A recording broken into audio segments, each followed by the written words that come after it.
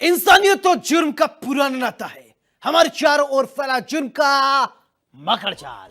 ऐसे में कौन का हो जाए शातिर का शिकार और किसके लिए जारी हो जाए मौत का फरमान। इतना नहीं, मिटा दिए जाते हैं जुर्म के सारे सबूत। जुर्म दर जुर्म, कत्ल दर कत्ल जारी है अपराध की दुनिया का काला कारोबार। लेकिन हम आपको सच दिखाएंगे, क्योंकि गुनाह कहीं भी कभी भी किसी के हाथों हो सकता है। नमस्कार, मैं हूं सौरभ त्रिपाठी और आप देख रहे हैं गुनाह।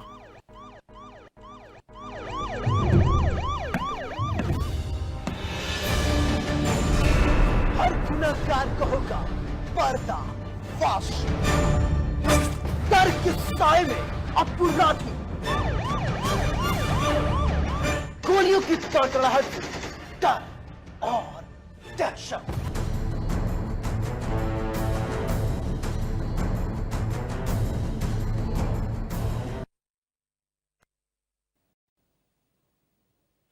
इस वक्त पूरी दुनिया में कहीं भी देख लीजिए, रोज रोज हत्याओं की घटनाओं से भारत से लेकर बिहार तक चर्चा है। अपराध की घटनाएं हर दिन सुर्खियों में रहती है। अब आपको सिर्फ हम एक सप्ताह का उदाहरण देंगे। उदाहरण, बिहार में पिछले 15 दिनों में 40 से ज्यादा मर्डर। पटना में बालू कारोबारी रमाकांत यादव की हत्या। सिवान में बीच सड़क पर तलवार से काटकर लोगों की हत्या कर दी गई। 4 जुलाई 2025 को पटना में बिहार के बड़े कारोबारी गोपाल खेमका की गोली मारकर हत्या। ऐसी कई हत्याओं की कहानी कुल मिलाकर अपराध की ग्राफ हैरान कर देने वाली है। राज्य अपराध रिकॉर्ड ब्यूरो यानी SCRB के ताजा आंकड़ों के मुताबिक बात करें तो जनवरी से जून के बीच बिहार में 1376 हत्याएं, यानी औसतन हर महीने 229 हत्याएं। ऐसा लगता है कि बिहार में एक महीने में जितनी हत्याएं हुई उतना गैंग्स ऑफ वासेपुर में भी नहीं आपने देखी होगी। देखिए कैसे बिहार में सुशासन की छाती पर गोली चलाई जा रही है। ये रिपोर्ट देखिए और समझिए बिहार में क्या हो रहा है और बिहार में काबा।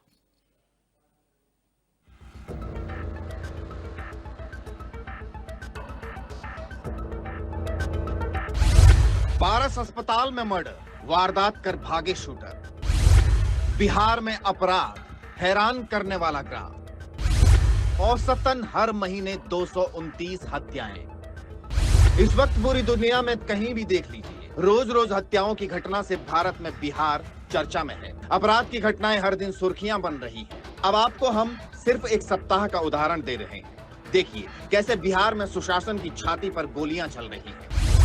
12 जुलाई 2025 को पटना में एक व्यक्ति की गोली मारकर हत्या। इसी दिन नालंदा में जमीन विवाद में महिला की गोली मारकर हत्या। और फिर इसी दिन नूरसराय में PMCH की नर्स सुशीला कुमारी की हत्या। इसके अगले दिन 4 हत्या की घटनाएं। 13 जुलाई 2025 को सारण में शिक्षक संतोष राय की गोली मारकर हत्या। इसी दिन पटना सिटी इलाके में वकील जितेंद्र महतो की हत्या। और फिर इसी दिन समस्तीपुर में 14 साल के लड़के की हत्या। बेगूसराय में जमीनी विवाद में किसान की हत्या। 14 जुलाई 2025 को खगड़िया में टेंट हाउस कर्मी राजू कुमार की हत्या। 15 जुलाई 2025 को नवादा में एक युवक का शव मिलने से हड़कंप मचा। 16 जुलाई 2025 को राघोपुर थाना क्षेत्र में 21 वर्षीय प्रिंस कुमार की हत्या। 17 जुलाई 2025 को पटना से सटे दानापुर में एक युवक की हत्या। और फिर इसी दिन पटना के पारस अस्पताल में अपराधी चंदन मिश्रा की हत्या। अब आप पारस अस्पताल में शूटआउट की लाइव तस्वीरें देखिए। कैसे 5 शूटर्स अस्पताल में आते हैं और कुख्यात अपराधी चंदन मिश्रा को मारकर फरार हो जाते हैं। अपराधी किस तरह बेखौफ हैं, ये भी समझिए। क्या ये अपराधी कहीं से आपको किसान लग रहे हैं? लेकिन बिहार पुलिस का बयान सुनिए। इधर हाल में जो काफी हुआ है कि शूटर्स कई हत्याएं हुई हैं, होती पूरे बिहार में। और इस माह मई जून में ज़्यादा मर्डर होते आई है वर्षों से। अप्रैल मई जून, जब तक बरसात नहीं होती है ये सिलसिला जारी रहता है, क्योंकि ज़्यादातर किसान को कोई काम नहीं रहता है। एक बरसात होने के बाद लोग, कृषक समाज के लोग व्यस्त हो जाते हैं और घटनाएं घटती है। बेखौफ दिख रहे बदमाश, जनता किससे करे फरियाद। बिहार में पिछले 15 दिनों में 40 से ज्यादा मर्डर हो चुके हैं। पटना में बालू कारोबारी रमाकांत यादव की हत्या हुई। सीवान में बीच सड़क पर तलवार से काटकर 3 लोगों की हत्या कर दी गई। 4 जुलाई 2025 को पटना में बिहार के बड़े कारोबारी गोपाल खेमका की गोली मारकर हत्या की गई। ऐसी कई हत्याओं की खबरें हैं। कुल मिलाकर अपराध के ग्राफ हैरान करने वाले हैं। राज्य अपराध रिकॉर्ड ब्यूरो यानी SCRB के ताजा आंकड़ों की बात करें तो जनवरी से जून के बीच बिहार में 1376 हत्याएं हुई, यानी औसतन हर महीने 229 हत्याएं हुई। ऐसा लगता है कि बिहार में एक महीने में जितनी हत्याएं हुई उतना गैंग्स ऑफ वसेपुर में भी नहीं की गई होंगी। लगातार अपराध को लेकर विपक्ष सरकार पर हमलावर है। बिहार कांग्रेस ने पारस अस्पताल में मर्डर का वीडियो शेयर करते हुए NDA सरकार पर हमला किया है। X पर लिखा, बिहार में गुंडाराज, पिछले 17 दिनों में 46 मर्डर हुए हैं। बिहार पूरी तरह से बिहार में गुंडा राज स्थापित हो गया है और गुंडे जो चाहते हैं वो करते हैं, क्रिमिनल्स जो चाहते हैं वो करते हैं। सरकार नाम की कोई चीज नहीं रह गई है, प्रशासन नाम की कोई चीज नहीं रह गई है और क्राइम कैपिटल बन गया है पूरे देश का पटना। बिहार जो है सहमा हुआ है। लगातार अपराधी जो है घटना को अंजाम दे रहे हैं और यहाँ मुख्यमंत्री अचेत अवस्था में है। पुलिस प्रशासन जो है, कल इनके ADG का बयान आता है कि मानसून में अपराध जो है बढ़ता है। यानी इतना बचकाना बयान है ये कि पलड़ा झाड़ रहे हैं, यानी कि इनसे अपराध कंट्रोल नहीं होता। और ये सीजन बता रहे हैं कि ये सीजन में जो है अपराध होता है। इधर बिहार में कानून व्यवस्था की स्थिति पर केंद्रीय मंत्री राजीव रंजन सिंह एक बार फिर से RJD शासन की याद दिलाते हैं। कहते हैं पहले राज्य में कितने अपहरण होते थे, लेकिन अब कार्रवाई है, घटना करने वाले लोग गिरफ्तार होते हैं। हत्या कोई आप जो समझ रहे हैं भुला गए क्या?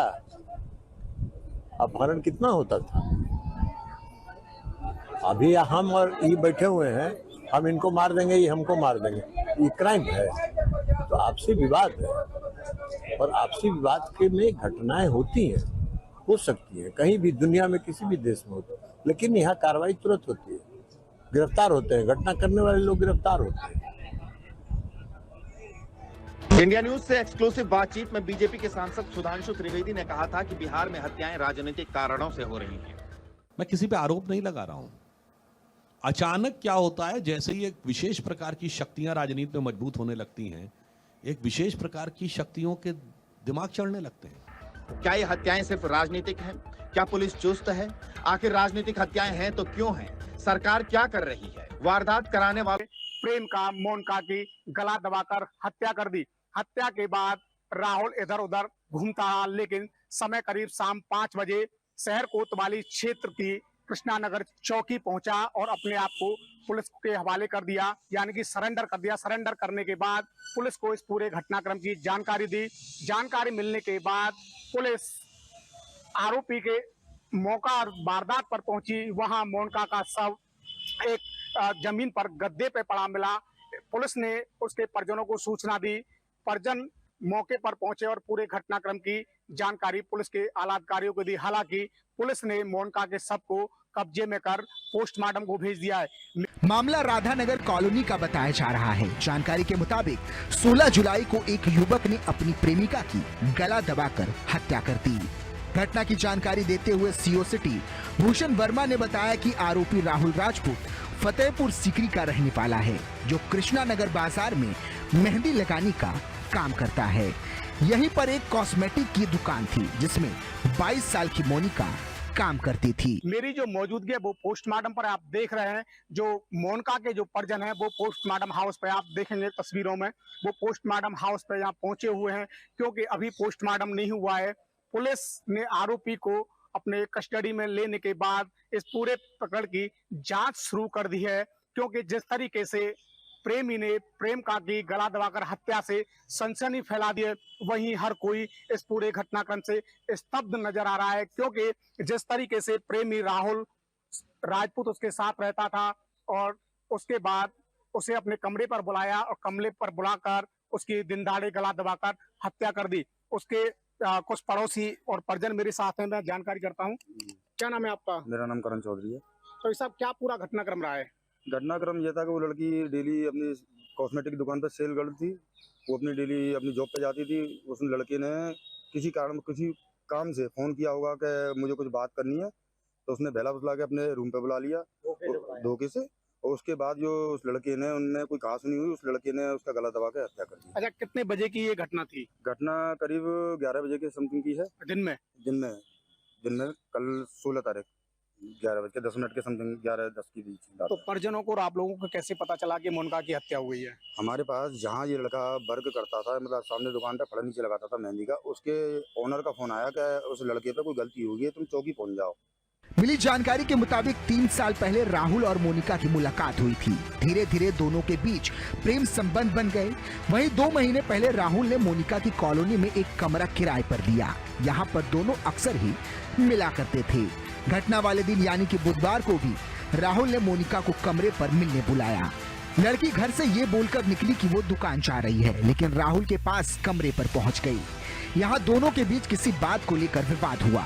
इसके बाद गुस्से में आकर राहुल ने मोनिका का गला दबाकर उसकी हत्या कर दी। आज सायं थाना कोतवाली क्षेत्रांतर्गत कृष्णानगर पुलिस चौकी में रामनगर इलाके में एक मकान में युवती के शव के होने की सूचना थाना पुलिस द्वारा प्राप्त हुई, जिसमें कोतवाली पुलिस द्वारा तथा फील्ड यूनिट के द्वारा भी मौका मुआयना किया गया तथा शव को वास्ते पोस्टमार्टम मोर्चरी रवाना किया गया। और इस घटना को अंजाम देने वाले अभियुक्त राहुल राजपूत, जो कि फतेहपुर सीकरी का मूलतः निवासी है, उसको भी गिरफ्तार कर लिया गया तथा कोतवाली पुलिस द्वारा इस प्रकरण में आगामी विधिक कार्रवाई की जा रही है।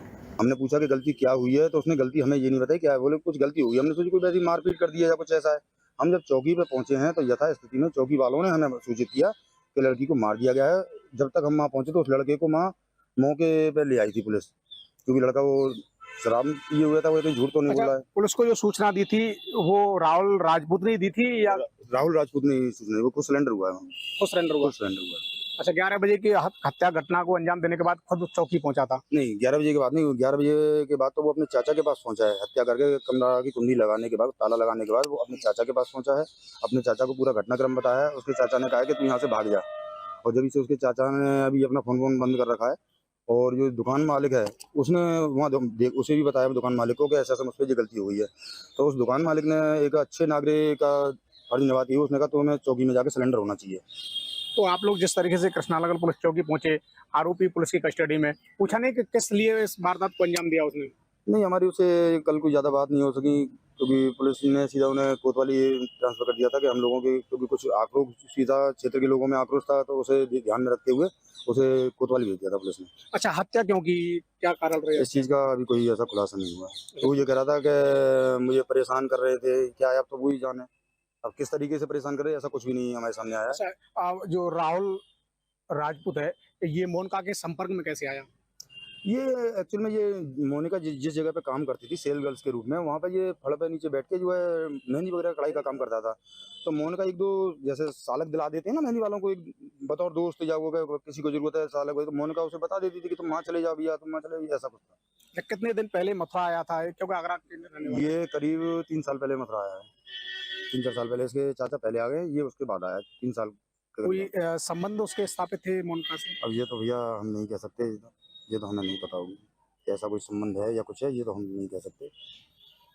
तो बिल्कुल देखिए, आप सुन रहे थे मृतका मोनिका के परिजनों को और पड़ोसियों को। लगातार जिस तरीके से मोनिका के प्रेम प्रसंग के चलते हत्या की वारदात को राहुल राजपूत के द्वारा अंजाम दिया गया और अंजाम देने के बाद खुद ने ही पुलिस चौकी जाकर सरेंडर कर दिया और इस पूरे घटनाक्रम की जानकारी दी। अब देखना यही होगा कि हालांकि पुलिस ने उसे अपने कस्टडी में ले लिया है, आखिर उसके खिलाफ किस तरीके की कार्रवाई पुलिस द्वारा की जाएगी। आरोपी ने हत्या तो गुस्से में कर दी, लेकिन वो डरा सहमा खुद पुलिस थाने जा पहुंचा और पुलिस को सारी आपबीती बताई, जिसके बाद पुलिस उसके कमरे पर पहुंची, शव को कब्जे में लिया। साथ ही पुलिस आरोपी को गिरफ्तार कर हत्या के पीछे का कारण जानने के लिए उससे पूछताछ कर रही है। Bureau report, India news.